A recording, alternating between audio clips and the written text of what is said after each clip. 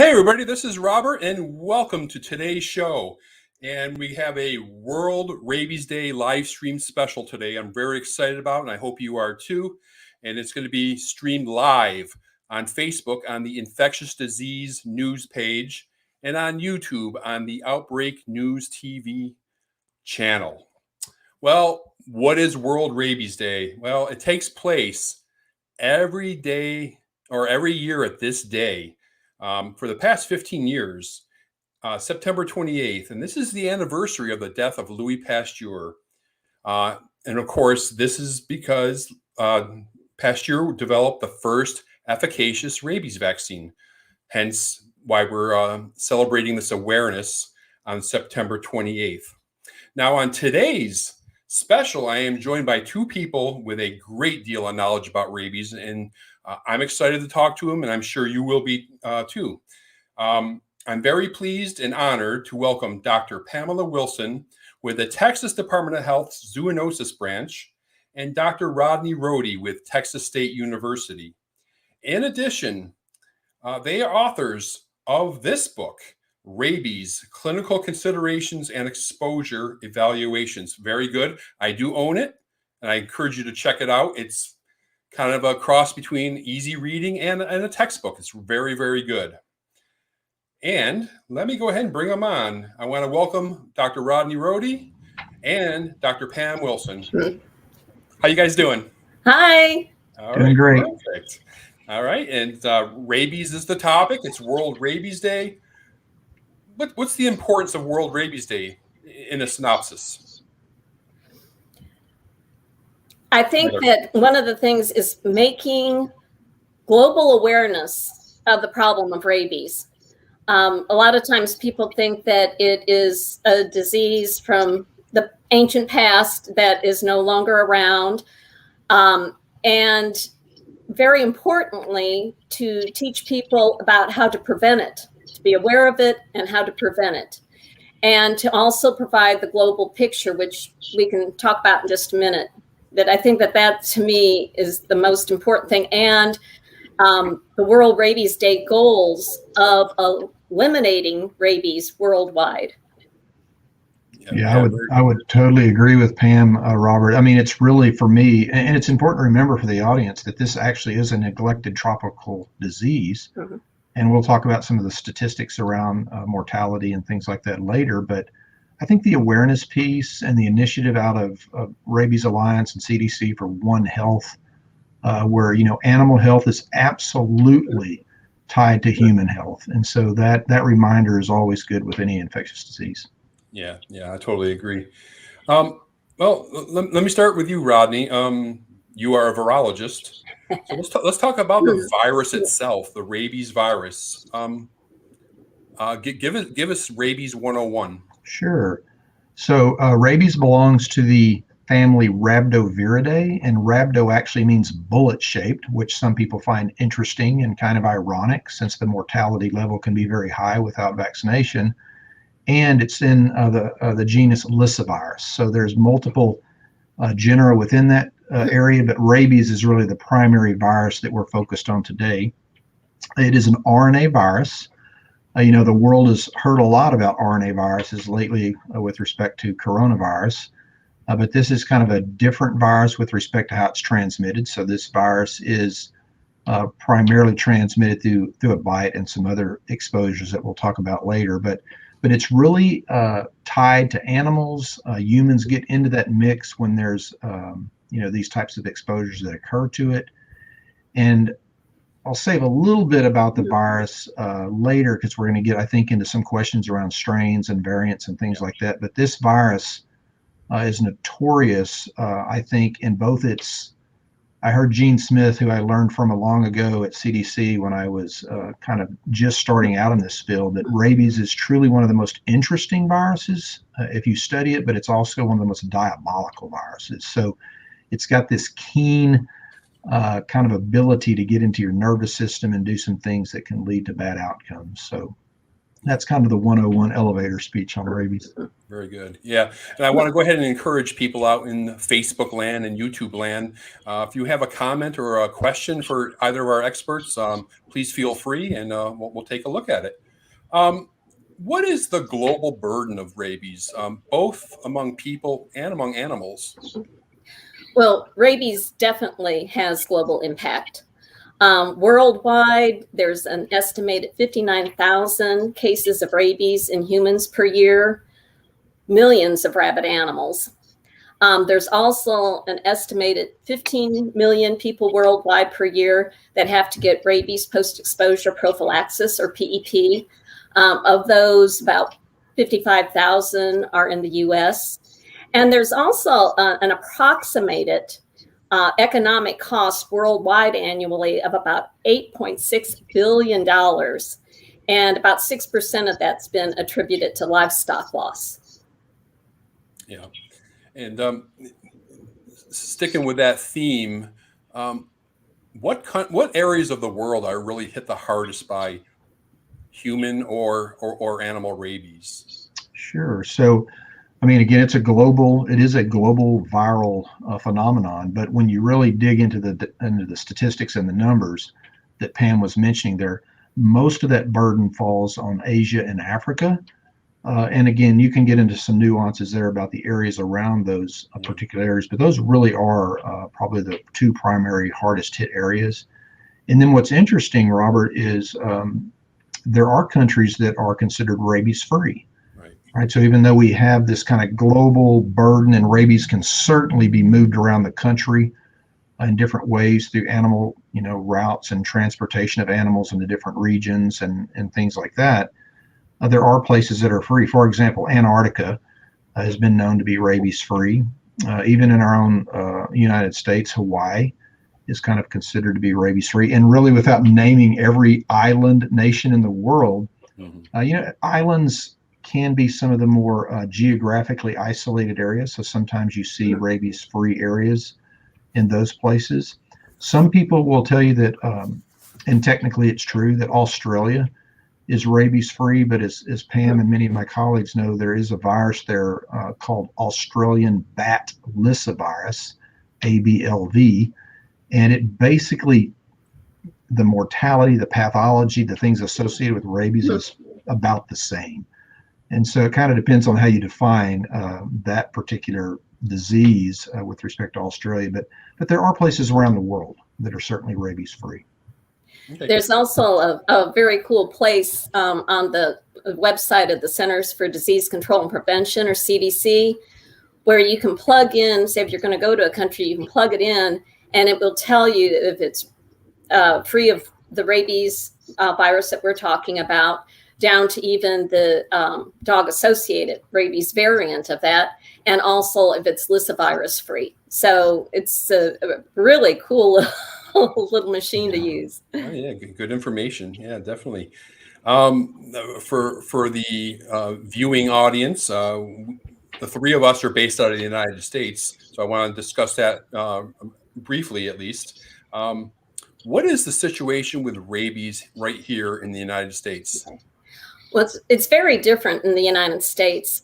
Typically, there are maybe 1 to 3 cases of rabies in humans annually. Now, some years we can have none, some years several, but in around the 1 to 3 number of cases. Also want to give a little plug for CDC.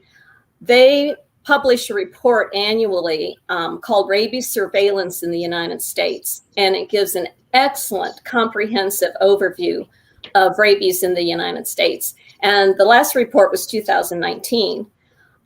So in 2019, there were 4,690 laboratory confirmed cases of rabies in animals. And I don't know if we really want this bragging right, but Texas was number 1. we had the most rabies cases in 2019 out of all the states, with 12% of those. Yeah. I did a report recently. For the first 8 months of this year, Florida had about 53 animal cases, and rising, of course. Well, we have a comment. Let's take a look. And we got a comment from the YouTube from Jeannie Flanagan, and she asks, is the Australian rabies virus zoonotic? Either one? I think I know the answer to this. Is it the flying fox? Go ahead, Pam, if you have a... Well, it's this Australian bat lyssavirus, and it is zoonotic. It reflects very similar in nature, like Dr. Rohde mentioned, to the rabies virus. It can be tested the same, have a lot of the same clinical routes. Do you have anything to add, Rodney? Yeah, no, very similar. It can jump in and out of those primary reservoirs into humans and back and forth. So it's very similar. If you look at the genetics of it, it is a little different. That's why it falls into kind of a different category. But with respect to syndromes and disease outcomes, it can be very similar to rabies. Yeah. Yeah. And I'm focusing this question on the U.S., but I imagine this could be anywhere in the world. The animal vectors are probably different depending on the geography. I'm in Florida, and I think the main strain is the raccoon variant. Yeah, right? And exactly. I'm sure it's different in Texas. What are you guys, the fox or the skunk? Or actually, the skunk and bat are now our primary reservoirs and vectors.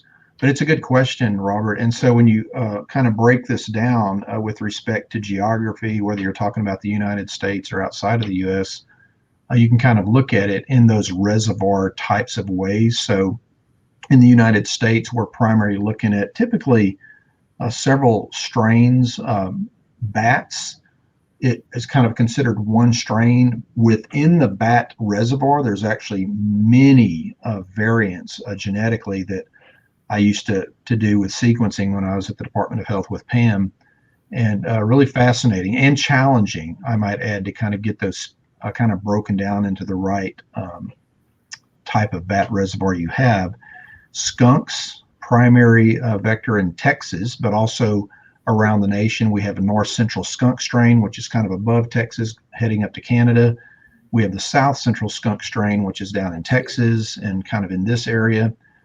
We have a fox variant that now is primarily out in Arizona and to the west of us. We did have a Texas fox and a domestic dog coyote variety, a canine variant right here in Texas. When I was working with Pam, we had the amazing opportunity to be on the inaugural team for the oral rabies vaccine program, and we have actually eliminated that canine variant within Texas. So that was a very proud moment, and they're still working on that program. Raccoon, outside of Texas, you'll see that on the East Coast, as you mentioned, from Florida all the way up, and it's just engulfed the Northeast states. And even the Arctic fox can be spotted in some parts of the way up near Canada and some places around the country.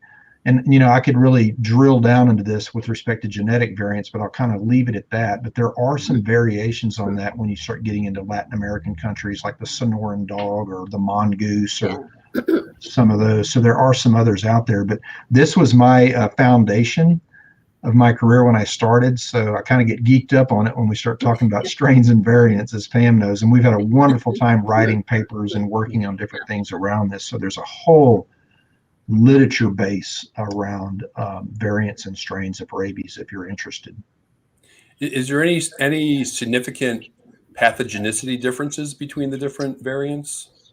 Yeah, it's a great question. There's this one in particular I'll throw out there called the silver-haired bat strain, or variant rather. It's L. noctivigans. I had to dig that out of my brain. It's been a while since I've talked about it, but that one in particular seems to be more virulent. And for your audience, virulence means just the ability to kind of create more pathogenicity, more pathology, and maybe be more rapid in its spread and things like that. That one certainly has been studied. There's multiple papers, research papers on that out of CDC and around the world. I know Pam has some wonderful, we've talked about this, and we have some anecdotes and stories verified from different people about fox variants that back in the day when we had that happening in Texas, I mean, crazy stories of foxes like attacking people in laundromats and all sorts of things, just kind of out of control, which is what you tend to think about when you think about a rabid animal, but that's not always the case. They can be very docile and in other manners too. Yeah, I can remember that when I lived in Maryland, I was going out to my car one day and there was a fox chewing on one of my neighbor's tires. Yep. I was just going to Classic say, sign. we had several instances of somebody reporting that they came out and a fox was attacking a tire. Yep. Yeah. Also hunter's legs, a lot of other things too. Just weird behavior. That's actually a great warning sign for wildlife. Yeah. Yeah. And I did notice, I don't know, several months ago, I was looking at a map about rabies, and I noticed that in Puerto Rico, the main vector is the mongoose. That's right. Yeah. Did you want to add anything to that? just my little gee whiz. Yeah. Let's talk about rabies transmission. Okay. What's typical and what's not typical? Okay. Well, transmission typically occurs when saliva containing the rabies virus enters the body, and that most commonly is through a bite from a rabid animal. Now, it can also be a little more rare, but transmission can occur if infected saliva contacts mucous membranes like the eyes, nose, or mouth, or if it contacts a break in the skin, maybe a scratch or an abrasion, and contacts and can enter that way. Now, those are a little more unusual, but they are considered to be potential exposures. It is not transmitted through blood, urine, stool, or a question we frequently get, skunk spray. Yep. Good to know. Well, I've read once about, I guess it's just maybe theoretical, about being in bat caves and the risk of it by aerosol transmission. What do we know about that? Well, there has been one documented case of aerosol transmission many years ago in a laboratory worker, rabies laboratory worker. There were two people, and this was in Texas, that they felt were exposed because they were, what's the proper term now, cavers, not spelunkers anymore. But they both developed rabies, and they were reporting no bites and everything. So they thought, well, maybe aerosol transmission, only because they were in an environment with a lot of concentrated bats. So it's not typically something that you would consider a mode of transmission. However, as time wore on and they started to realize that somebody could be bitten by a bat and not realize it, we can talk about that a little bit later too, but it almost looks like the mark of a hypodermic needle. Then it became, well, they were around all these bats, maybe they got bit after all.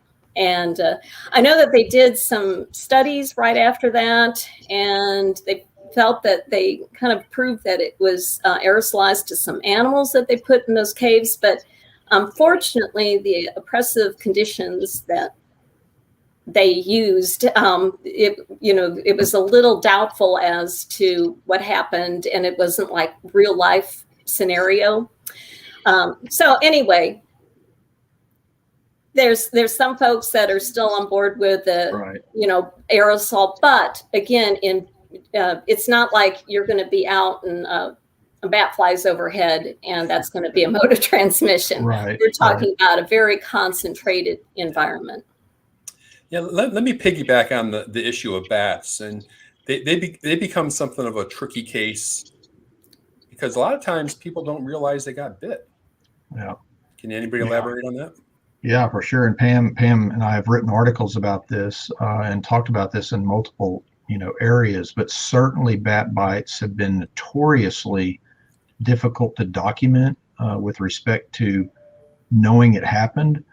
And so there's all sorts of cases surrounding this where someone remembers in hindsight once the symptom starts, and as Pam knows and other people know, once symptoms start, you're in trouble with respect to getting post-exposure treatment. But perhaps you get bit, you're reaching into a wood pile, you've touched something, and you actually see blood drawn, that might give you an indication of something that's happened. And the headache with all this, Robert, is, again, if we kind of walk down the road of diagnostics later, is there's really no strong ante-mortem pre-death types of diagnostics. They're out there. They're absolutely out there with PCR-based molecular testing and things like that. But who knows to do it, right? So if you don't know you've been bitten and you don't know the scenario, you may not know until it's too late. And bats, I mean, again, you can look these up in CDC and other MMWR reports and some of our articles that talk about people, unfortunately, a small child sleeping in a room, somehow a bat got into the bedroom, nobody followed up, they thought it was a bird. I mean, there's all sorts of really difficult stories to read about, but it does happen, and you don't know until, unfortunately, sometimes an autopsy is done, and you find out, you type it down to a bat variant, and you kind of find the story after the fact.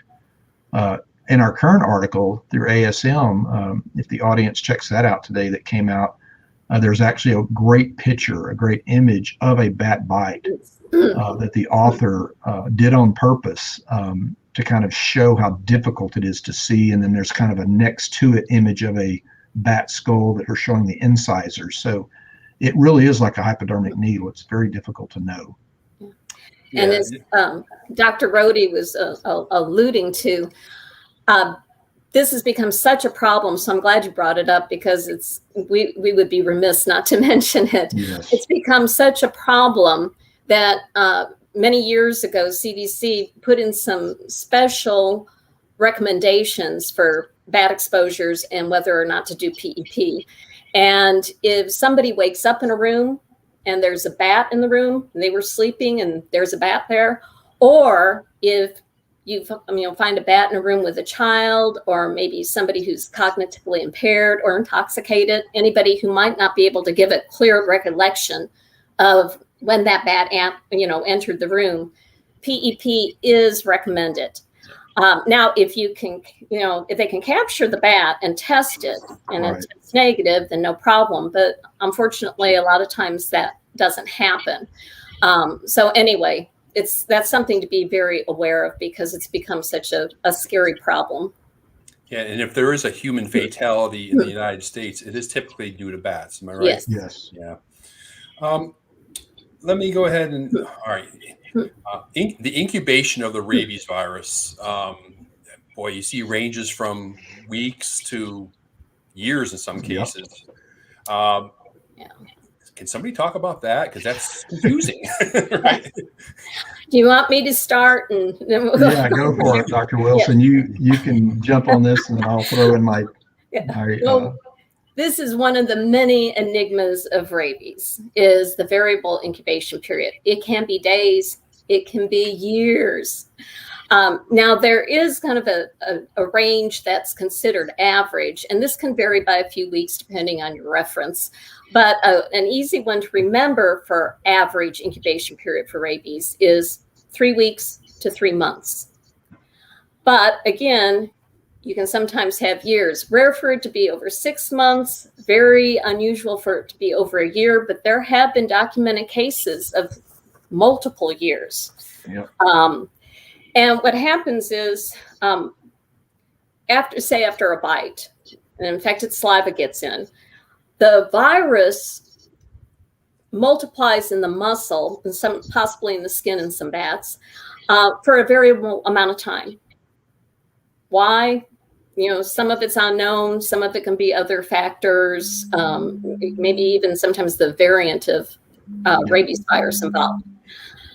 But it finally crosses the neuromuscular junction.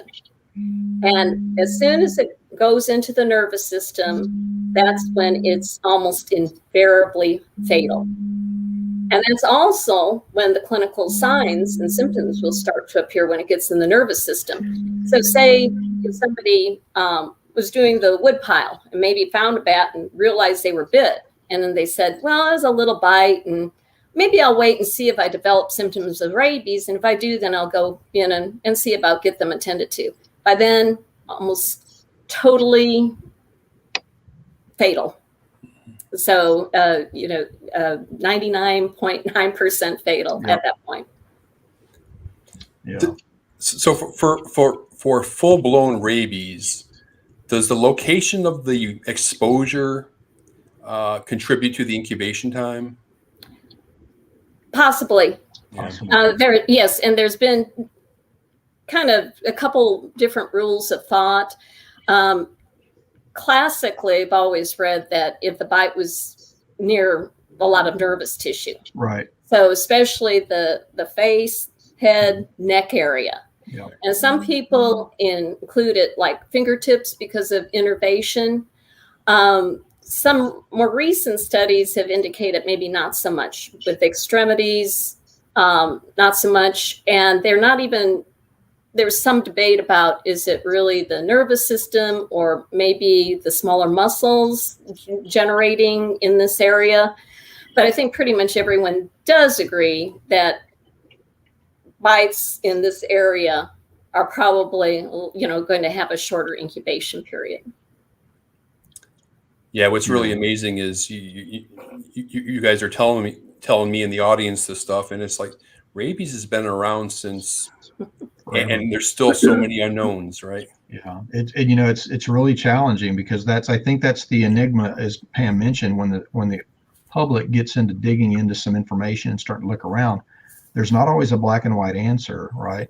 Kind of dealing with it with coronavirus too right now. So even when you study a virus for centuries, which we've done with rabies, there's still some headaches around these types of questions. And Pam and I have been there along with many experts that you have to be really careful how you handle that question when someone asks you. And that actually was the impetus for our book, because we had so many questions through that Elsevier article that it ended up being an invitation to write a book. I mean, just hundreds and hundreds of questions about exposure routes and timing and all of these types of things.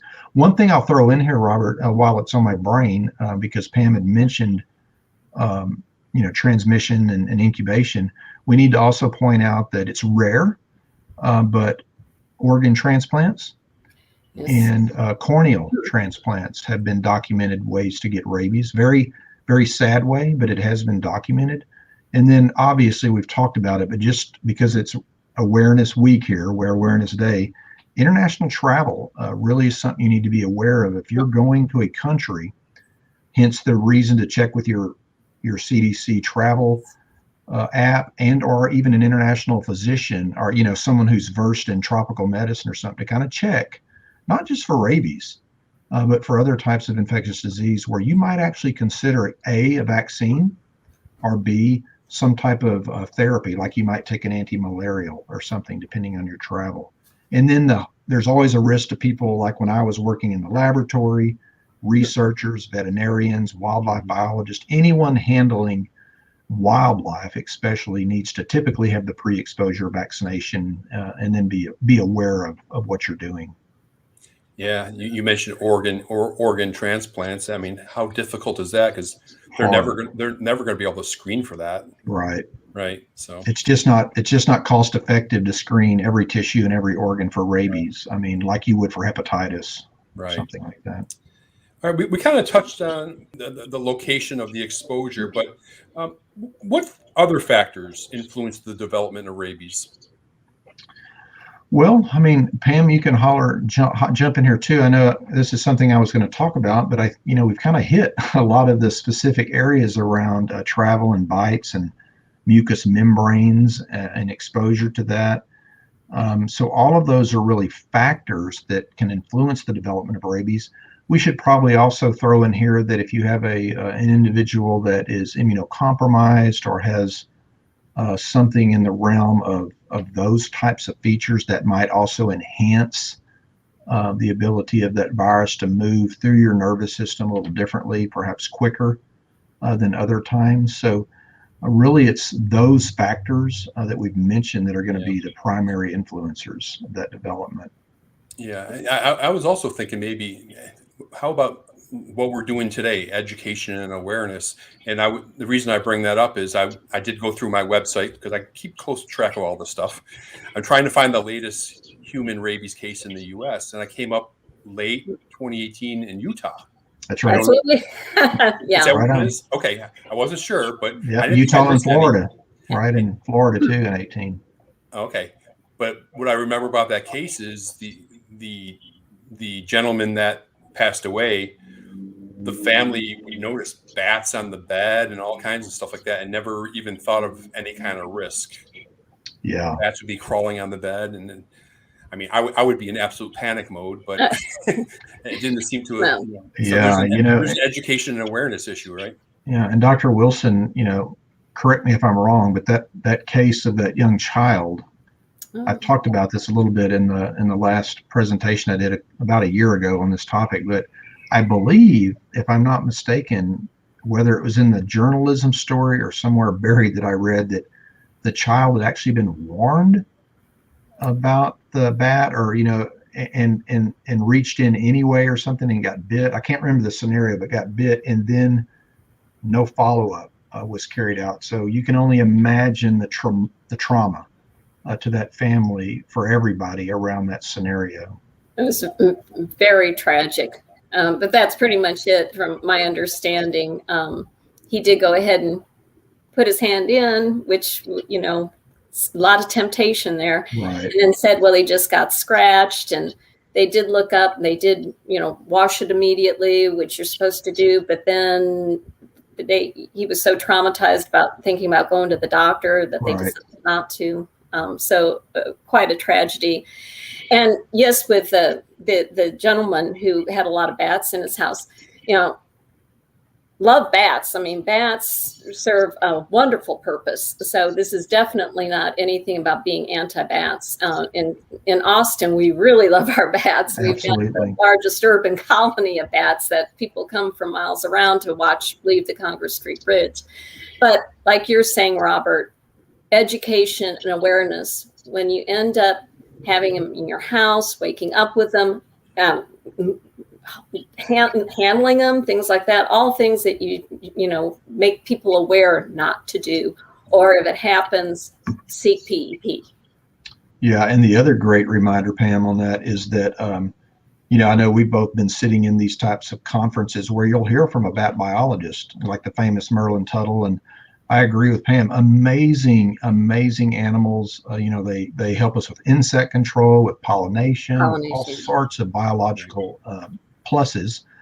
But having said all that, and having worked in that Department of Health rabies laboratory for a decade, I can tell you that what does not always get seen in the public view is that when you talk about bats that are rabid, it's way down there, like less than 1%. But here's the caveat. Those are living, flying, healthy bats. In my experience, downed, sick, strange-acting bats are about 11 to 12% rabid. And that's firsthand knowledge of doing rabies testing in Texas for 10 years. So now that may vary year to year, but if that bat is down, acting strangely, or whatever the scenario is, never handle it. Always call an animal control officer, a veterinarian, the police, someone who knows how to deal with that handling of that bat in the proper way. And then if it has scratched you or possibly bitten you, don't get rid of it. If you can find a way to trap it, with help or with a bucket or anything that's safe, then you can test it. And that saves a lot of anxiety and other issues. Yeah. And again, if you find it in your house, you wake up and it's in your house, and, capture it and get it tested so you can not have to worry about PEP. Right. Now, if you see one fly in and it just flew in, you can open the windows and doors and try and let it out, but be very sure that there hasn't been any type of potential exposure concern. Yeah, and of course that would go for any wild animal, right? We just need to not be messing around with them and treating them as pets or Absolutely. Whatever. Yeah. Yes. And just something to piggyback on Dr. Rohde concerning the bats, and he was talking about capturing it. One thing you don't want to do is crush its head, right? Right. So, and there's a reason for that. There is, and we can jump into that if you'd like now. If you want to touch it real quick, yeah. I mean, that's so in the diagnostic steps, post-mortem, you're always doing this after the bat or the animal or whatever has been captured or put down. and you basically are going to do necropsy to reach the brain, the neural tissue. And we need that tissue intact and in good shape so that we can test it, usually through a fluorescent antibody test, a very rapid gold standard test, pretty cheap, used all over the world. So it's not a hard and difficult test to run, and it's very accurate and dependable, but we need that brain tissue. Absolutely need that brain tissue. Okay, I got a comment on YouTube from Allison Burt. And Allison says, anecdotally, I see people who don't take rabies seriously feeding raccoons in their yards and not worrying about exposure to bats in the house. Does the low number of deaths make people complacent? Anybody want to jump on that? Yeah, I mean, go ahead, except I just want to give a shout out to Dr. Allison Burt. She is phenomenal. She's the one that got us working on articles together for Elsevier Connect. And when we got so many comments on that, she's the one that suggested, you ought to put this in a book. Just a big fan of hers. For sure. Yeah, Dr. Burt is great. I've known her for quite a while prior to Pam running into her. I was working with her on other types of articles around the medical laboratory and the professional awareness that we need. And, once we started talking rabies, I was like, oh man, this is going to be a great relationship. And Allison has been so wonderful in this area, awareness. And so I thank her and Elsevier for really promoting that book. And even today, I think her question merits, kind of the typical answer with respect to anytime you have something that doesn't kind of fall in place with what you're being told. So we don't have, thousands of human rabies deaths in the United States. And so perhaps that does lead to some complacency.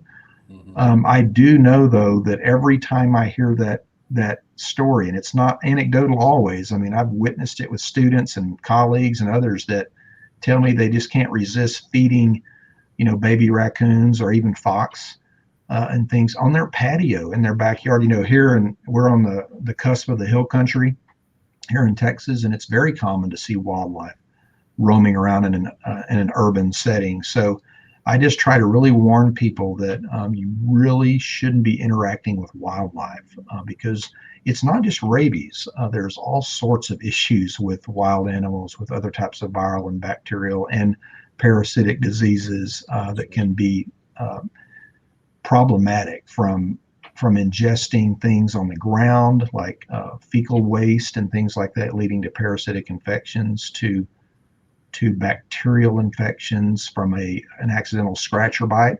Even if you don't get rabies, one of the biggest dangers of an animal bite is the flora. The bacterial flora in their mouth can cause all sorts of problems with bacterial infections. So just best to stay away from wild animals unless you're in a zoo or something like that. Yeah, wise advice. What about rabies symptoms that are seen in people? What would we recognize? Well, would you mind if I kind of jumped a little bit in talking about maybe some clinical signs in animals and then kind of bounce over to people? It's your show, Dr. Wilson. Oh, it's just, I'd probably go in a little more detail, and I'll try and make it quick for clinical signs in animals, and then do a very fast overview of clinical signs and symptoms in people. Perfect. Because there are so many clinical signs that we could spend this hour and many sequels discussing them. So what I thought maybe we could do is cover some that you might observe in animals that would give a clue that, you could possibly be dealing with a rabid animal. And the classic is unexplained paralysis, or even partial paralysis, and change in behavior. Now, usually people picture, the movie Cujo, change in behavior, family dog, all of a sudden gets real aggressive and is attacking and biting everything. And yeah, that can happen. But a change of behavior can also be like a very playful animal becoming really withdrawn. And very importantly, a nocturnal animal being out in the daylight. When we talked about some of the reservoirs, like skunks, raccoons, bats, all creatures of the night, if they're out and about, and maybe even kind of stumbling out and about, and I mention that because one of the clinical signs is also ataxia or uncoordinated movement, that can be, or a bat fluttering on the ground, not being able to fly. Those are all possible indications of rabies. And keep in mind that an animal could have any number of these clinical signs or, any combination of them. A few others are like pica, like eating non-food items, maybe trying to eat a chunk of wood or a rock. Chewing at the bite site, obsessively chewing at the bite site. But since I'm in Texas, I do want to give a little bit of a word of warning that we have a lot of animals with skin allergies here. And they will find a little spot and start working and chewing and get lick granulomas or hot spots. That's not what we're talking about. Difficulty swallowing. In dogs, they sometimes call it the bone in the throat syndrome because it looks like the dog's choking. Horses, notoriously, people think that's a dental problem. And this is a great way for people to get exposed. Yep. Because everybody got their hands in that animal's mouth trying to see what's wrong. And infected saliva getting on any cuts in the hand would be considered an exposure. And it sometimes takes a while before all of a sudden it's like, ooh, could be rabies. Hypersalivation, they can have a very thick rope-like drool. Paralysis of the facial and lingual muscles, where they kind of get a drop jaw and a lolling tongue. And I would do that, but my luck had become the freeze frame for this. So I will just describe it. Hypersensitive reaction to stimuli. And that was one thing in Cujo I would mention to my students that, yeah, he would just finally be starting to wear out and that darn phone would ring and he'd hear it and go ballistic, so very hypersensitive to sound, light, touch. And altered phonation. So classic is in cattle, you get a bellowing sound. And in dogs, you can get a very high-pitched howling, like a type thing. And my apologies to any dogs in the audience. Man, I didn't know we were going to get sound effects with this, Robert. You might have to pay us a little more off this film. That's right. That was showtime now. My dog's looking at me like, what is your problem? So believe it or not, a lot of these clinical signs and symptoms are also true in people. They can have a tingling sensation at the bite site, difficulty swallowing, hydrophobia, also altered phonation, maybe a voice change or bark-like sounds, a change in behavior. So they could maybe exhibit aggressiveness. They can also have autonomic instability like hypersalivation, very uncoordinated movement, uncontrolled movement of the muscles in the face, also involuntary muscle twitching. And they can also be hypersensitive to light, touch, sound, aerophobia, and also paralysis or paresis, partial paralysis. Yeah, so, like I said, and it's a plethora of other clinical signs. There really are, and I would encourage the audience. MMWR, the Morbidity Mortality Weekly Report from CDC, documents almost every rabies case, and it's a great place to go kind of look at these signs and symptoms. Now, it's all over the place, like Pam said, and it kind of, it always makes me remember some of the things we've talked about, Pam, where you get these odd things like left side pain, and people end up going to the dentist. They actually have rabies, and so a dentist has its hands in your mouth, and other people. So even as Debbie in the comment mentions about livestock and cattle, and Pam mentioned this in horses, farmers, ranchers putting their hands in those mouths and all that saliva and potentially getting, a scrape from a tooth or something. So you really need to be careful in those scenarios, because you can quickly amplify the number of post-exposure types of events from these types of happenings.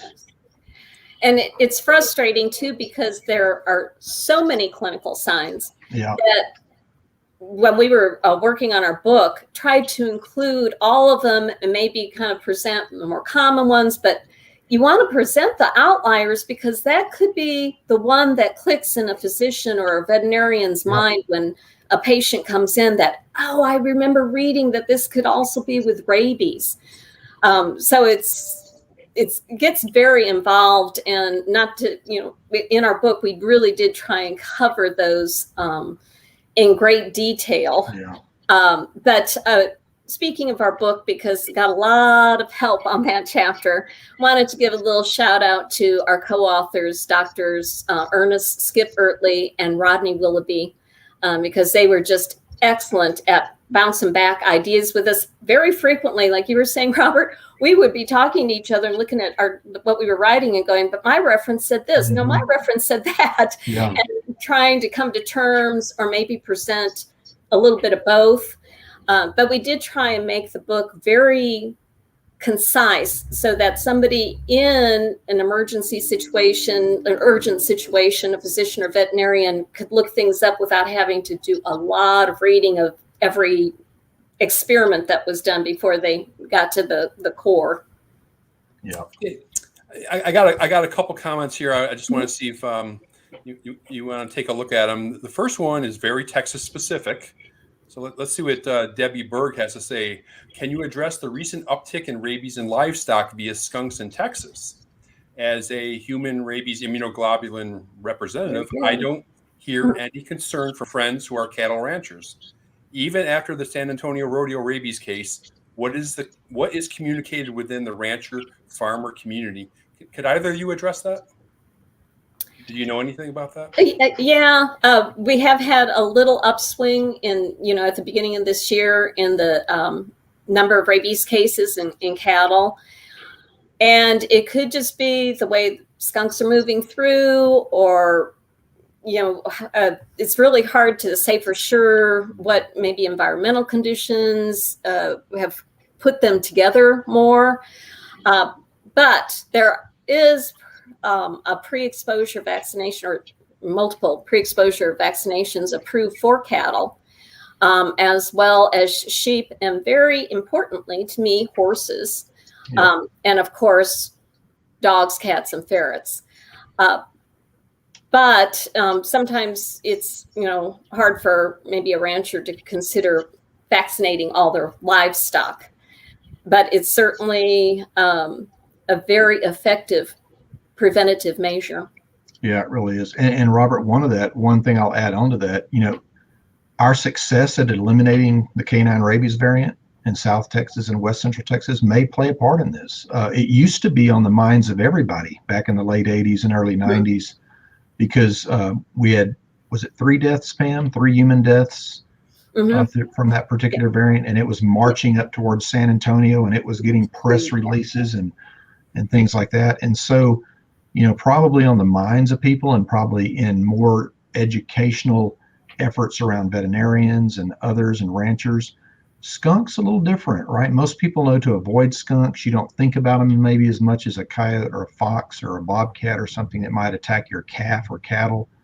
So that may have played a little part in it, just in that kind of, we were successful in that actually kind of maybe dampened down some of that awareness.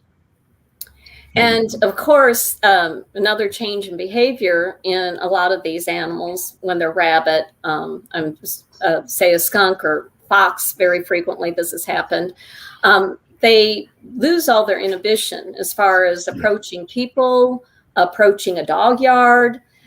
Several times there's been a rabbit fox found kind of trampled to death in a horse stall. It's just wandered in there. So they're more apt to be approaching these animals too when they're rabid. They've just lost all fear. Yep. Concerning the lethality of rabies, if you go to the CDC website, the WHO website, any literature, they say about as close to 100% as possible, basically, right? Yeah. So if somebody survives, what was unique about their case? Why would somebody survive a rabies infection? Any? It's kind of all over the place, but I don't think anybody really knows definitively why one person may have actually survived a full rabies infection without any type of treatment or therapy. And so I don't know if Pam has any comments on this area, but it's definitely rare. It's very rare to survive without any types of interventions.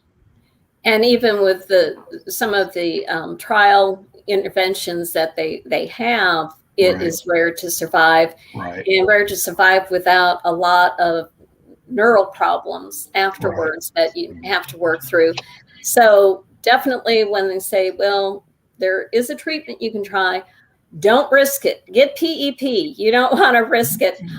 One of the slogans we came across while we were working on our the recent paper for ASM was rabies, 99.9% fatal, 100% preventable. That's right. That's right. Absolutely. And we were, honored and fortunate to get Dr. Rodney Willoughby as one of our co-authors, who, is the author of the Milwaukee Protocol. And your audience may be aware that there have been some amazing treatments and recoveries of people that showed symptoms and then were treated. That's kind of another talk perhaps, but it is super rare. And I know Dr. Willoughby would say, do not ever think that you can be saved from rabies once symptoms start. So you absolutely want to be sure you're vaccinated and following up with those types of situations. Right. And go for PEP. Do not do not think that you can depend on treatment. And for people, we already touched on this, besides traveling to high-risk countries, anybody in high-risk occupations, get those pre-exposure vaccinations. They aren't recommended for general population, but just if you are in a high-risk situation, be it employment, hobbies, or travel. Right. Yeah, and for the audience, we will get into PEP a little bit later in the program. Let's talk about dog rabies. All right, this is the dogs are the main source of human infection in the world, but it's been eliminated in the U.S. Dog rabies has been eliminated in some other countries. How did we achieve this? Well, for one thing, like Rodney mentioned, the oral rabies vaccination program helped did eliminate the domestic dog coyote variant that we were having an episodic of in South Texas. But certainly across the states, pre-exposure vaccination of dogs. And big campaigns started in the 1940s, 1950s, and significantly started to reduce the number of rabies cases in humans in the U.S. But we also have things like really good rabies control laws. We have trained professional animal control officers, control the stray animals. I always like to mention sterilization of dogs to reduce overpopulation. So all of those come into effect. Yeah. And like I said, it's not just the United States. There are other places in the world that have eliminated dog rabies. Yes. Yeah. And can I just add one little clarifier? Because I don't want somebody to leave the program going, you're totally correct that we don't have the dog variant of rabies virus in the U.S. and many other countries have been able to eliminate it.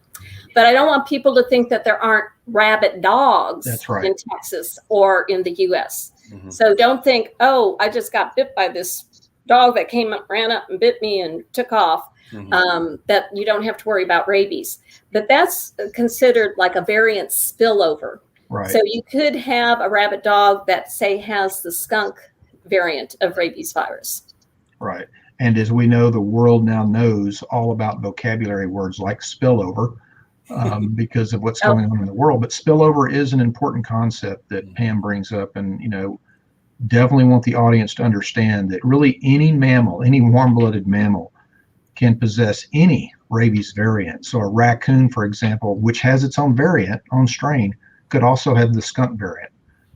We documented back when I was working with Gene Smith and again others from CDC and a group in Arizona, we documented a population of skunks that started serially transmitting a bat variant. Very unusual. First time we've documented it in the literature. So, it happens. And so it's important. Any warm-blooded mammal can transmit rabies. And could I add one other little thing? Of course. We're talking a lot about vaccination, pre-exposure vaccination of dogs because we are talking about the dog associate variant. But very, very importantly, vaccinate your cats as well. Speaking of handsome dogs, look at this. Since you say vaccinating dogs, this is Zane. But vaccinating cats as well. And I mentioned also there's approved vaccine for ferrets and various livestock and horses, but there have been more rabid cats reported in the U.S. and in Texas in the past few years than rabid dogs. Yep. They're very susceptible to being exposed to like raccoon and skunk rabies, just partly because of their nature and where they are hanging out in the environment. Well, yeah, those are some really good clarifications you guys made on the dog rabies part. Really appreciate that. Let me go to another comment/question. And this is from Susan on Facebook. And she writes, I have heard that vets often give rabies shots frequently when they are only needed once in many years. What is the truth here? Anybody? Sure, I can. Okay, because I worked at a clinic for a long time. There are a couple different types of vaccine, rabies vaccine for dogs and cats. Some are approved for annual vaccination. Some are approved for a 3-year duration of immunity. Now, the first time they get either one of those, they need to get a booster in a year. Yep. And then after that, it depends on the duration of immunity of the vaccine they're using, how frequently they give that, but also either state law or maybe even local ordinance might require that they give it more often because there is rabies in the area and it's a problem. And they can go to where it's more frequent, but not less frequent, like not over the duration of immunity. And so sometimes veterinarians, because they are very aware of the rabies situation in their area, or maybe they're worried about the response that particular animal might have had, like they gave it a vaccination, then it had a lot of immunocompromised problems, and they think, it'd be good to give this one a booster. So sometimes it's also evaluated on the individual patient. Good stuff. How long is the rabies virus infectious after it is outside of the rabid animal? How long does it remain viable? Yeah. In the environment? Well, do you want to take this one, right? Sure. Rodney? Okay. So like a lot of viruses, what's important for the audience to understand is many viruses are actually pretty sensitive to UV light, to drying out, desiccation, things like that. So fortunately, it's typically not a very long lifespan once it's outside of a host. So just kind of a fundamental thing about a virus is that a virus must have a host to replicate and reproduce so that it can be transmitted. So that's kind of a fundamental thing about a virus, unlike a bacterium or something like that that might actually live a little longer on the surface of something outside of a human being or other animal for that matter. But having said that, you certainly want to be aware of, it's kind of this whole story we're telling, any suspicious type of roadkill or other animal, anything like that outside in the environment, you really don't want to mess with it or handle it, because remember, while rare, rabies virus might be viable within a dead animal for amount of time. It might still be replicating in that animal until that animal's completely gone cold, because temperature gets involved and things like that. So there's a lot of factors there to consider. I don't know if I'd put an exact hour on it, but certainly you would want to avoid these types of scenarios. And again, call animal control, call wildlife individuals, a veterinarian, something like that.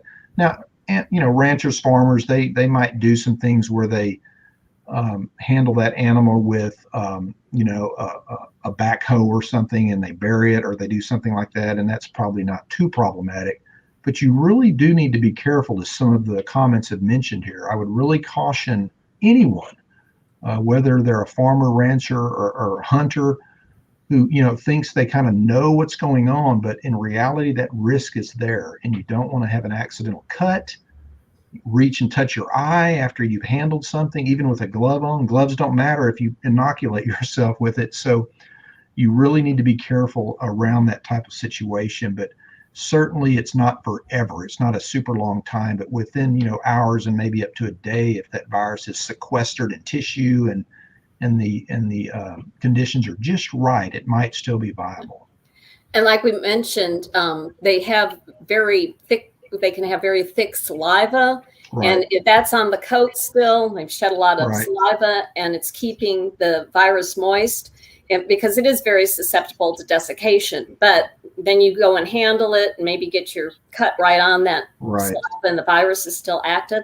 And something that you mentioned about with hunters, for instance, also exposure to neural tissue can be an exposure. So you want to be careful with that. Shoot something in the head, right, and then you get brain matter kind of splattered. That's a definite danger. Yeah. Good point. Well, I guess this goes to the laboratorian. Let's talk about. We've already talked about it a little bit about keeping the head, the brain preserved. Let's talk about the diagnosis of rabies in an animal.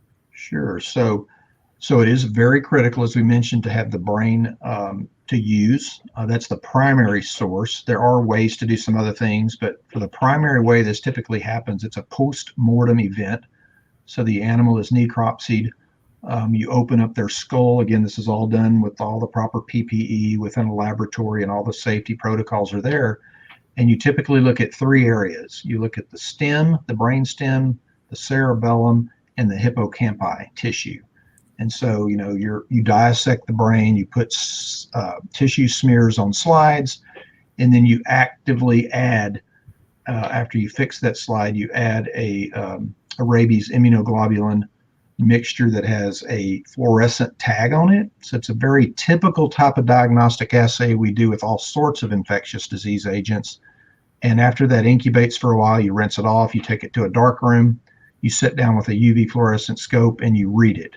And typically you do that in tandem, so you get kind of a combination of eyes looking at it. That's what we used to do in Texas, and I'm sure that's still going on today. And you see this starry kind of green fluorescent sky, and that's the rabies antigen within the brain material that you're seeing. That's the classic, most quick, accurate, probably cheapest way to go about it. There are ways to use electron microscopy, which is not economically smart. You can do molecular-based testing, which is kind of where I cut my teeth on rabies diagnostics, again at the Department of Health and CDC, helped create the first regional reference typing laboratory in our area in the state. Just phenomenal time doing this. And that's where you're looking at the viral RNA. Again, you're hearing this all the time now in the press about coronavirus, also an RNA virus, and you amplify that RNA with something called reverse transcriptase PCR.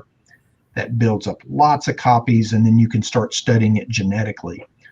Now, real quickly, and again, I don't want to give the false impression that you can do this effectively or 100% of the time. There are some ante-mortem, pre-death, before death testing that you can do. Typically, this is done under the auspices of the CDC with humans, right? Not animals. So humans have the same type of tests we just talked about for animals done on their brain tissue and things like that. But there are some tests under the auspices of the CDC and others where they might attempt to try to figure out if a person actually has rabies. Because again, in a small percentage, you might be able to actually treat that person and try to save them. But again, that's a super rare event that occurs. And so that's the primary type of way you do that. And unfortunately, the animal is typically either already succumbed to the disease, or there's so much suspicion around it that the animal has been euthanized, and you test that material in that way. Dr. Rohde, do you see the PCR test replacing the DFA tests in the future? Possibly. There's a brand new one out right now. It's in our book. I talked about it in the diagnostics section, that is actually being looked at and doing different types of comparison studies and validation studies with the FA, the fluorescent antibody test, which is the gold standard, because it is so rapid, because it can amplify really weak positives, which is difficult sometimes with that fluorescent test. And the agent can be unviable. It can literally have been sitting there for a while, and so you can still amplify the nucleic acid. So there are different platforms and assays out there, from antigenic kind of protein assays to nucleic assays and all in between. When you get outside of the US, there's even other types of things that they might be doing that's considered really old school, but some of these are still around in certain places of the world. But typically the fluorescent antibody test is the most rapid, economical.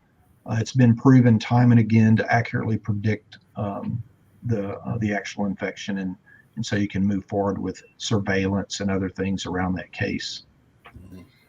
And so one of the other values with the testing in people, including the antemortem particularly, is to determine if they have rabies, so that if they're a donor, those organs aren't sent out. So that, because somebody one time when I was working on all these questions, they were like, well, if there isn't a treatment, then really what was the importance of knowing if that person had rabies in the long run? Well, so they aren't donating organs, and to determine if they've exposed anybody, and maybe also find out, was there a common source of exposure that somebody else might have, and they are still incubating and maybe could get PEP. So there's a lot of value in it. All right, Dr. Wilson, I reserve perhaps the most important question for you. Uh-oh. What should someone do if they're bitten by an animal or exposed to the saliva of a possibly rabid animal? Okay. I would venture to say that's probably the most important question we're going over today. Well, very, very importantly, the first thing you should immediately do is any bite wound, scratch, any type of wound, wash it with soap and running water immediately for at least a good 20 seconds. That helps to inactivate the virus. That doesn't mean that you're not going to need PEP, but it's really going to help reduce the viral load and inactivate the virus itself, kind of destroys the membrane. You can also good to apply a virucidal agent if one's available, maybe like povidone iodine if you're not allergic. And then the next step is to promptly call your physician, because the physician will evaluate for whether you need PEP and then prescribe the PEP. But they will also determine if you need antibiotics, a tetanus booster. And I know in Texas this is the case. Any type of bite needs to be reported. And in Texas, it's to the local rabies control authority. It could be to animal control, maybe a local health department, whatever it is in your area. And to report a description of the animal, just in case, say, you can describe this dog and they can find out it actually is a neighbor's dog down the road that has been vaccinated, probably very low risk. You can observe it for 10 days. Versus an animal that you don't find, and then it's like, well, you can't take any chances, so you're going to have to start PEP. But washing that wound with soap and water is the immediate best thing that you can do, and then promptly seeking medical attention. Rodney, do you have anything to add? No, I mean, that's exactly what what we both recommend to anyone that asks us those questions, to absolutely get your physician involved, and then all the scenarios around that are so important that Pam talked about, because there are other considerations with animal ownership and what you might have to do for observation of that animal. You might have to get some other people involved with that. Yeah. Okay. I don't know if we want to go down this little bunny trail, except that we get a lot of questions on it. We talked about the variable incubation period. Mm-hmm. That is not the same thing as the 10-day observation period that you hear about for a dog, cat, or domestic ferret that has bitten a person. And then they have to be observed for 10 days to make sure that they don't develop clinical signs and develop rabies. With those animals, if they've bitten a person, if they're healthy, no clinical signs, and alive after 10 days, they could not have been at the point of transmitting rabies virus in their saliva. Well, they could be incubating rabies, but it wouldn't have been infecting the salivary glands and the virus wouldn't be in the saliva yet. If it was at that point, they will have clinical signs and usually be dead, probably more like within 7 days. But rabies has so many outliers on everything that we like to err on the side of caution and go with the full 10-day observation period. And interestingly, since we were just talking about the testing, sometimes people will go, you know, I'm just sure my dog doesn't have rabies, but he has to be observed for 10 days. Instead of putting him through that, because it usually involves like quarantine or some type of confinement, whatever's allowed in your area, couldn't we just test him for rabies? No, unfortunately, with the rabies testing, as we've just described, the animal would have to be euthanized. Right.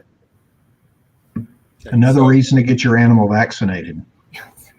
And I know this is a little confusing for people, at least in our area. Even if they've been vaccinated, they still have to do, if they bite someone, they still have to go through the 10-day observation period, because yes, it's a great, very effective vaccine, but no vaccine is 100%. You just can't mess around with rabies.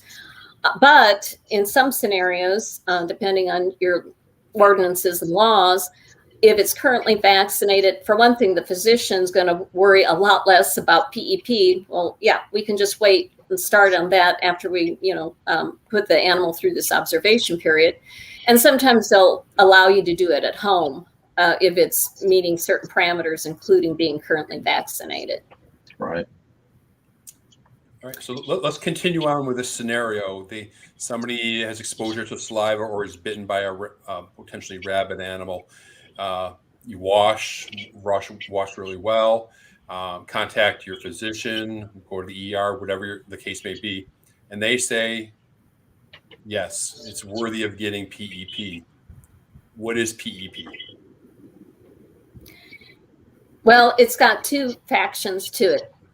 Rabies immune globulin in the United States, it's human rabies immune globulin, which creates kind of an immediate protection. And then there is a series of vaccinations that you start at the same time, 4 for most people, 5 if you're immunocompromised. And that gives the active protection. So you give the human rabies immune globulin to get an immediate protection while those vaccines are starting to kick in and you're starting to get a response to them. It is not the old-fashioned, all the injections in the stomach, painful. No. Yeah. So, because, and I think that's so important to point out, because sometimes people are like, I don't want to mention that I was bitten by something because they're going to put me through that. Fortunately, things have improved a lot. Now, the human rabies immune globulin, or HRIG, is weight-based. The dose is weight-based. And most of it is supposed to be given right around the bite site. Sometimes that's not possible to give it all there, so then they try and put it in muscle mass fairly close. But the vaccinations are just like any other, the vaccine is just like any other vaccination you get in the deltoid muscle, with any type of biological, somebody could have a reaction. But for the most part, maybe your arm's a little sore, right. you feel a little flu symptoms. I've had them and haven't felt anything. Yeah, me either. Didn't even notice I got them. So. Yeah. It's interesting, Pam, just real quick to point out, Robert, since it's so on everybody's mind these days, right now, the idea of passive immunization, which Pam talked about with HRIG, so that ties up that virus, it neutralizes it right in the bite site is what you're trying to do. It's kind of like monoclonal therapy for COVID. Yep. That's what's happening. It's not good for life. It's only right then. But that active immunity, that vaccination that Pam mentioned, that's what protects you from that active infection and theoretically will protect you for many years. I still have a titer. I haven't gotten a booster for rabies in many, many years, but I still have a protective titer because I check it occasionally. So just important to kind of differentiate that. Okay. Part of the thing I wanted to look at during today's show were the different rabies myths. And let me start with one question here. Uh-oh. Is it possible to develop rabies from the vaccine? No. No. Absolutely not. That was an easy one. Yeah. Yay. I'll let Rodney answer the next one. I'm going to go with no on that one too. Yeah. Well done. Okay. What are the best steps for rabies prevention and control? Obviously, it's getting your animals vaccinated, right? And what about wildlife animals? What about wildlife? Yeah. I mean, we can vaccinate our pets and all that. Yeah, I mean, obviously you can vaccinate some livestock, as Pam mentioned earlier. So there's that. But I know Pam would agree here is that, what we're doing today and what we do all the time around awareness, education, and it really can start at any age, Robert. Children can be talked about with wild animals and handling different types of animals, much like we teach our children to stay away from rattlesnakes and skunks and things like that. And we really need to make sure we're talking about wild animals in general.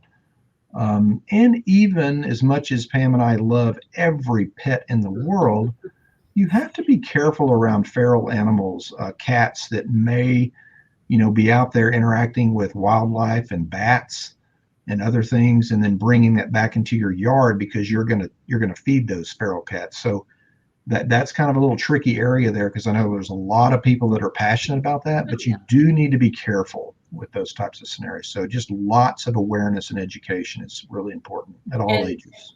Doing good bite prevention tip programs for kids. And all this stuff that teaching kids, adults should follow suit and do as well. But especially teaching them about how to avoid getting bitten, or not, like we mentioned, handling a downed bat, going to somebody for help. With adults, I call, animal control, game warden. But with kids, they could certainly, hopefully, also go to a parent or teacher for assistance. Right. How effective is the oral rabies bait that they drop for raccoons in the wild? What do we know about that? To my understanding, I'd have to go dig into the literature to be sure of the percentage, but they're both, whether it's the vaccine approved for the canine kind of variety or raccoon or anything else that's being looked at or licensed in that effect, it's very high. It's very active. It's a recombinant vaccine, so they actually use a carrier virus, and it replicates in the tonsillar region when the animal eats it. I always talk about the old gum, the freshen up gum that you bit into and it would squirt. Oh, yeah. Now they've adapted that bait a little bit differently over the years since I've left, but ultimately it coats and gets that tonsillar region, and when they bite into it and swallow it, and it actively starts creating rabies glycoprotein, which that animal's body will respond to and create a titer of antibody to. So it's very useful. Mm-hmm. It's more, Robert, about getting it to enough animals.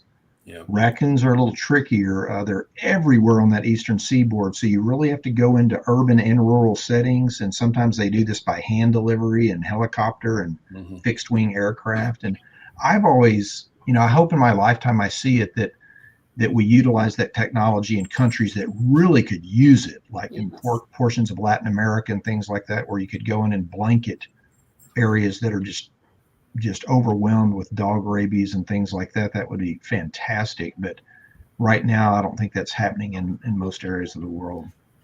And we hear so much now about herd immunity, but that was the premise on the oral rabies vaccination program years ago. So herd immunity is definitely not a new concept, but that's what it's looking at. Trying to develop a good herd immunity, in which we definitely had great success with our vaccination, oral vaccination of coyotes. And also we had an episodic in gray foxes of a Texas fox variant. Yep. And we were able to eliminate that as well. Yep. Okay. We talked a little bit about rabies vaccination and travel. So pre-exposure vaccination is a little bit different than post-exposure. Oh, yes. It's just a series of 3 vaccinations over 3 to 4 weeks. I think it's days 0, 7, and then 21 or 28. Yeah. So, and it's just the rabies vaccination, no HRIG, none of the immune globulin. Okay, perfect. I got a question from Brad from YouTube, and he's asking, if one has had pre-exposure prophylaxis, how often before one would need a booster dose of rabies vaccine? What are the current recommendations? Well, that's a really good question. It is. It varies. So really, we've got there are some very good charts out there. Depending on the profession you're in, say if you're working very heavily with rabies virus in a lab, they might recommend that you get your titer checked every 6 months. And if it falls below an acceptable level, you get a booster vaccination. Other, kind of high risk occupations, they might say, check your titer every 2 years. And if you need a booster, get it. Back in the day, because I've been around a while, we used to just get boosters every. I think she was going to say annually. Back in the day, we used to get them annually, and looks like we I can even I can even remember when I was because when they started going, well, are we here? Your voice is there. Anyway, it's really hard to find a vein on me, so I was happier with just getting the boosters than the titer checks. But so I hope that answers your question. It really depends. And it depends on how your titer check is. Like Rodney mentioned, his has remained high. Mine's remained very high as well. Yeah, we missed part of your answer, Pam, because you froze. Okay. Go over it real quick. Yes, it just it depends on recommendations for your category of employment or hobbies, why you got that pre-exposure to begin with. Some very, very high continuous exposure type occupations get a titer check about every 6 months. And if it's below an acceptable level, then you get a booster. Some, it's every 2 years. And if it falls below, get a booster. So it varies. Okay. So if Brad is asking about, I don't know what he's asking, if it's occupational or if it's for travel, that would make a difference too. Yeah, I mean, I think, again, like Pam said, he might want to check with his physician or if he's going to a particular place, and often they might request, well, let's do a titer, especially if you don't have a history of that. You've had the pre-exposure and you've never really run a titer. They probably are going to want to know where you stand. Sure. And if you're protected, you're protected. You're going to be good. It's actually 0.5 international units is the actual number that most people use. But if it's below that, then you're going to get that boost and it'll drive it back up typically. And one other little caveat, yes, pre-exposure should give you protection, but and especially if you maybe have an unapparent exposure that you don't realize. But if you have an exposure, say you're working at a veterinary clinic and you've had your pre-exposure vaccinations and you get bit by an animal and it gets tested and it's rabid, you need really to get post-exposure still, but it's only 2 vaccinations. So it's very reduced compared to the post-exposure that you would get if you hadn't had pre-exposure. Okay, well, we're getting close to the end here. It's only been an hour and a half. not too bad. By. But let's talk about myths. there are rabies myths. Are there any ones that you guys want to point out that we need to dispel? Is there anything out there? I think the big one is the shots. We get that. I still get that. I still will have students that ask me about the shots in the stomach. Mm-hmm. That's absolutely not going on anymore. And so that is one myth that I often like to point out when I have a chance, that it's just a basic series of shots in the arm. It's very doable. It's the biggest issue is typically a little soreness in the arm, and it's going to save your life. So don't be afraid to move forward with post-exposure treatment, vaccination. Right. I mean, it ties back to vampires and all sorts of interesting things that I would encourage people to check out our book. We have a full chapter on myths and that sort of area. So I don't know if Pam has anything in that area, but it goes way back, and there's some really interesting stuff tied to vampires and things like that. And there's some very old cures that we mentioned go way back. One was, I'm trying to remember it for sure, something about if you have a bite, put some salve on it, and then after you pull the salve off, feed it to a hen, and if the hen dies, the biting animal was rabid. I mean, just, but actually some of the old stuff actually hits clinical signs and, very well in animals. Some of the very, very dated information out there, they describe what we see to this day. But I know when we were working on the book, and this was one of Rodney's chapters, some of the chapters were just so tedious trying to figure out what to include, like with the clinical signs and symptoms and post-exposure and such. I think the myth one was a little more enjoyable because we started talking about all the sitcoms that we've seen that featured an episode on rabies. I mean, The Office, Seinfeld. Yes. I think one of my favorites was the old Andy Griffith, in which Barney and Thelma Lou are going into a cave, and Barney is not happy about it. And so he turns to Thelma Lou and says, I don't think you'll be so happy about it when that bat gets in your hair and lays eggs. So, oh, Pam, Andy Griffith Show, huh? Yeah. Wow. I mean, I was basically 1 year old when that happened, so I don't know what Pam's talking about. It's all right, Pam. I relate. I do too. Well, I got to tell you, I held off watching Old Yeller for most of my life because I knew that would be so upsetting to me. But when we were working on this, I thought, I've got to go in and watch the rabies scene. Tough to watch.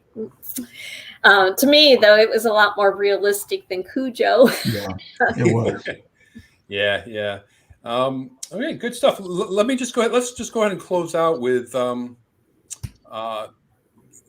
each of you can give a little spiel on what you want the audience to know. You know what I'm saying? Just a closure.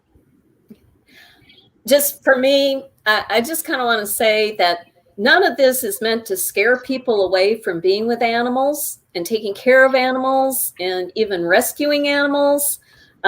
Very big proponent of all of that. And as we mentioned, bats are, do wonderful things. They should be always treated humanely as well. But to have awareness of potentials for exposure, to be aware and just to try and prevent any type of rabies exposure or encounter. But again, it's not to make people fear animals at all. Yeah, I would echo everything Dr. Wilson just said. We both are animal lovers, pet lovers. We admire wildlife and all types of animals. So that is definitely the message. Just awareness and being careful is so critical as you work in those sorts of realms. And then I would also like for Pam and myself just to thank all of the mentors and different colleagues that we've both been just honored to work with over the years, just decades of amazing people. For me, going back to about 1992 at the Department of Health and being trained and educated by I can't even list them all. You know who you are. And just really honored to be here with you today, Robert, and speaking about this on World Rabies Day. It's truly phenomenal for us, I think, to do so. Yes, thank you, Robert, and to all your audience too for sharing part of this day with us, and really realizing its importance. Yeah, spread the word. Yeah, definitely a vast wealth of information, and I always appreciate collaborating with you guys. It's always a blast, and I want to thank you, Dr. Rodney Rohde, Dr. Pamela Wilson, for all your, as somebody just said in the comments, pearls of wisdom. Thanks. I really appreciate it. I appreciate the audience viewing and enjoying the show. Thanks a lot. Yeah. Maybe see you next year. Yes. Thank you all. Hope so. Take care.